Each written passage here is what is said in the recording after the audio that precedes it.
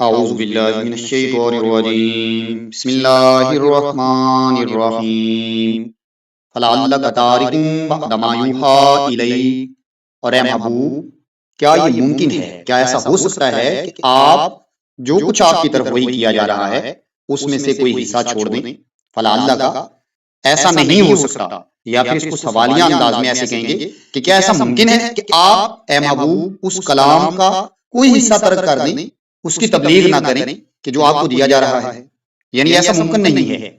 وَدَائِكُمْ بِهِ صَدْرُكَ، اور ایسا بھی ممکن نہیں ہے کہ آپ کا سینہ تنگ ہو جائے اس کلام کی وجہ سے، اس کلام کی وجہ سے آپ کا سینہ تنگ ہو جائے۔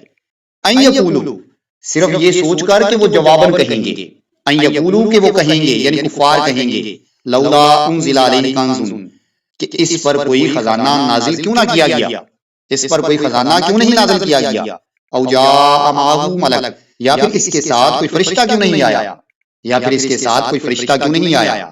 اے محبوب، کہیں ایسا نہ ہو کہ آپ ان چیزوں میں سے کسی چیز کو بیان کرنا چھوڑ دیں جو آپ کی طرف وحی کی جا رہی ہیں، اور اس بات پر دل تنگ ہو جائیں کہ وہ کہیں گے، کفار مکہ کہیں گے کہ اس پر کوئی خزانہ کیوں نہ نازل کیا گیا، یا یہ کہ اس کے ساتھ کوئی فرشتہ کیوں نہ آیا۔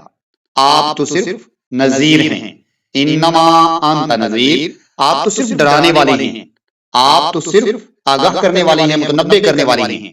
واللہ علی کل شیء وکیل، ہر چیز پر وکیل اللہ تعالیٰ ہے، ہر چیز کا حوالہ دار اللہ تعالیٰ ہے۔ اے محبوب، کہیں ایسا نہ ہو کہ جو کچھ آپ کو دیا جا رہا ہے آپ اس کا کوئی حصہ تبلیغ کرنے سے چھوڑ دیں۔ اس آیت کریمہ کا مطلب سمجھنے کے لیے ان حالات کو پیش نظر رکھنا ضروری ہے کہ جو دور نبوت میں موجود تھے۔ مکہ جو کہ نہ صرف عرب میں مرکزی حیثیت کا حامل تھا بلکہ دنیا بھر میں مکہ کو مرکزی حیثیت حاصل تھی۔ مکہ کے لوگ اور عام طور پر عرب کے لوگ اپنے مذہبی اقتدار، دولت، تجارت اور سیاسی دبدبے کی وجہ سے وہ نہ صرف عرب پر چھائے ہوئے تھے بلکہ ان کے روابط ارد گرد کی تمام مملکتوں کے ساتھ بھی موجود تھے۔ ایران کے ساتھ بھی ان کے اچھے تعلقات تھے، روم کے ساتھ بھی ان کے اچھے تعلقات تھے۔ انہی حالات میں ایک ذات اٹھتی ہے اور وہ ان کو ان کے برے انجام سے متنبع کرنے لگ جاتی ہے، وہ ان کو خبردار کرنے لگ جاتی ہے، وہ ان کو ڈرانے لگ جاتی ہے، وہ انہیں ان تمام امور کو چھوڑنے اور ایک بالکل نیا نظام اپنانے کی دعوت دینے لگ جاتی ہے۔ آپ اندازہ لگائیں کہ ان کا پہلا ریئیکشن، پہلا رد عمل وہ یقیناً یہی ہوگا کہ یہ نعوذ باللہ کوئی دیوانہ ہے۔ بھلا ایک ایسا نظام کہ جو غلبے کی علامت بن چکا ہو، جو اقتدار، دولت، تجارت اور ہر لحاظ سے ان کو کامیاب دیکھ رہا ہو، تو یہ نظام برا نظام کیسے ہو سکتا ہے؟ یہ نظام تباہ کن کیسے ہو سکتا ہے؟ یہ نظام ان کے لیے برا انجام کیسے بن سکتا ہے؟ تو انہوں نے بالکل وہی کیا جو ہم پڑھتے ہیں، سنتے ہیں، کہ انہوں نے رسول اللہ صلی اللہ علیہ وسلم کا نعوذ باللہ مذاق اڑانا شروع کر دیا، ان پر آوازیں کسنے لگے، اور انہیں کسی نے جادوگر کہا، کسی نے نعوذ باللہ ان کو دیوانہ کہا۔ ایسے حالات میں کوئی عام انسان ہوتا تو دل شکستہ ہو جاتا، وہ گھبرا جاتا، پریشان ہو جاتا، ہمت ہار جاتا، جی چڑانے لگ جاتا۔ لیکن نبی رحمت صلی اللہ علیہ وسلم کی ذات اقدس، وہ ذات اقدس جو ہمت و استقلال کا استعارہ تھے، جو ثابت قدمی پامردی کا استعارہ تھے، جو بہادری اور جرت کا استعارہ تھے، انہوں نے دل شکستہ ہونے کی بجائے اپنی کوشش جاری رکھی۔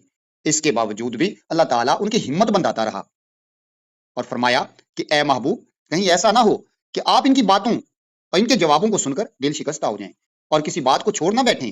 ایسا ممکن نہیں ہے، جو کچھ آپ کو دیا جا رہا ہے وہ ہر حال میں ان تک پہنچانا ہے۔ آپ کا سینہ تنگ نہ ہو ان کے جوابات پر، یہ جو رد عمل ظاہر کر رہے ہیں ان کے رد عمل پر آپ کا سینہ تنگ نہ ہو، یہ جو باتیں کر رہے ہیں کہ اس کے ساتھ کوئی خزانہ کیوں نہیں ہے، اس کے ساتھ کوئی انہونی طاقت کیوں نہیں ہے، اس کے ساتھ فرشتے کیوں نہیں ہیں، آپ ان کی باتوں سے بالکل بھی دل شکستہ نہ ہوں، آپ ان کو ڈراتے رہیں۔ ان کی باتوں کو دیکھنے والا، ان کے تمام کرتوتوں کو دیکھنے والا اللہ تعالیٰ کی ذات ہے۔ تو آج بھی جو اہل دین ہیں انہیں چاہیے کہ وہ ثابت قدمی کے ساتھ، پامردی کے ساتھ، ہمت کے ساتھ ظلم کا، جبر کا، استبداد کا، بربریت کا، وہ کفر کے چالوں کا اور باطل قوتوں کا مقابلہ کرتے رہیں۔ اللہ تعالیٰ ہر حال میں ان کی مدد فرمائے گا۔ صدق اللہ العظیم۔